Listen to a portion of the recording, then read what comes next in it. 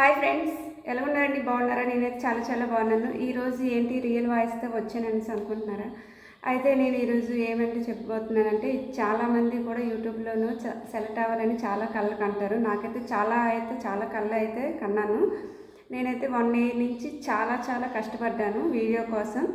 అలానే ఇప్పుడు నా ఛానల్ అనేది మౌంటైజన్ అయింది. చాలా హ్యాపీ అనిపించింది. అది కూడా నాలాగే మీరు కూడా హ్యాపీగా ఉండాలి అంటే నేను చేసిన 5 టిప్స్ కూడా మీరు ఫాలో అవ్వండి. మీ ఛానల్ అనేది చాలా వరకు గ్రోతింగ్ అనేది వస్తుంది, చాలా బాగుంటుంది. ఎలా అనేది నేను చెప్తాను చూడండి. ఫస్ట్ అంటే కెమెరా అంటే మనం చేసిన వీడియో అనేది క్లారిటీ అనేది ఉండాలండి. మనం వీడియో అనేది ఇన్స్టాగ్రామ్ నుంచి తెచ్చి మనం యూట్యూబ్లో డైరెక్ట్గా పెట్టకూడదు. నెక్స్ట్ 2, మనం ఏ టైంలో పెడతామో ఆ టైంలోనే మనం యూట్యూబ్లోని వీడియోస్ అప్లోడ్ చేయాలి.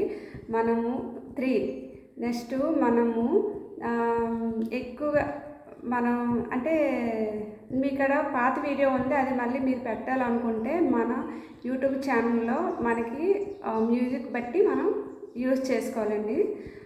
ఏ సాంగ్ అనేది ఆ సాంగ్ ఛానల్లో ఉంటాయన్నమాట.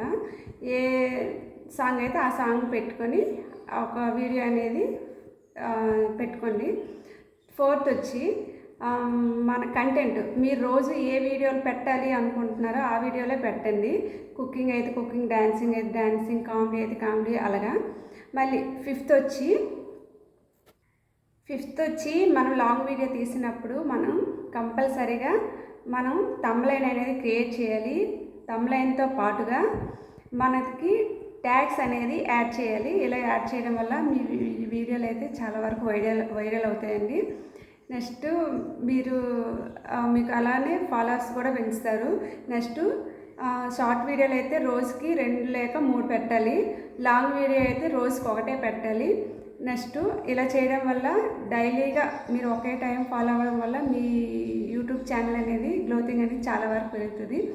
నా ఛానల్ అయితే మౌంటైజేషన్ అయ్యింది. నా వెనుకున్న ఫాలోవర్స్కి అయితే చాలా ధన్యవాదాలు చెప్పుకుంటున్నాను. Thank you for the watching.